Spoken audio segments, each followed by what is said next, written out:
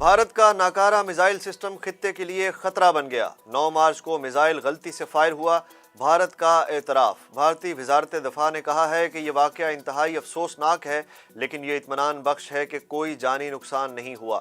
आला सतह की तहकीकात का हुक्म दे दिया गया। वज़ीर ख़ारजा शाह महमूद कुरैशी का आलमी बरादरी से नोटिस लेने का मुतालबा।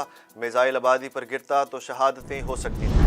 मुल्क में सियासी माहौल गर्म। मुस्लिम लीग नून के रुकन बुज़दार के कैंप पहुंच गए।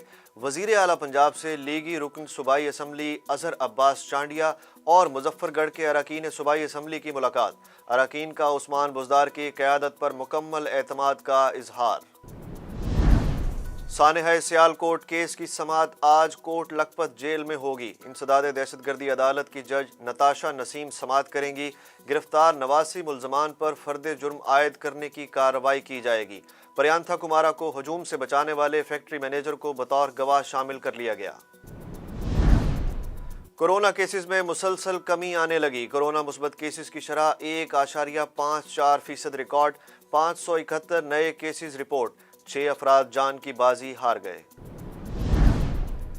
यूक्रेन में अमरीकी फौज की बराह रास्त मुदाखलत का इम्कान नहीं। अमरीकी सदर जो बाइडन कहते हैं अमरीका और नेटो की मुदाखलत हुई तो तीसरी जंग अजीम शुरू हो जाएगी।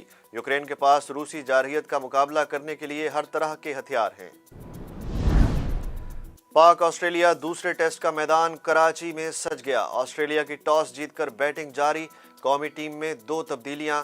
फास्ट बॉलर नसीम शाह की जगह हसन अली टीम में शामिल। फ़हीम अशरफ को इफ्तिखार अहमद की जगह मौका मिल गया। दोनों टीमों के दरमियान रावलपिंडी में खेला जाने वाला पहला टेस्ट ड्रा हो गया था। पाकिस्तान के एहसन रमज़ान स्नूकर चैंपियन बन गए। वर्ल्ड स्नूकर चैंपियनशिप के फाइनल में 16 साल के एहसन रमज़ान ने ईरान के आमिर सरकोश को शिकस्त दे दी। एहसन रमज़ान ने आमिर सरकोश को 6-5 से हराया।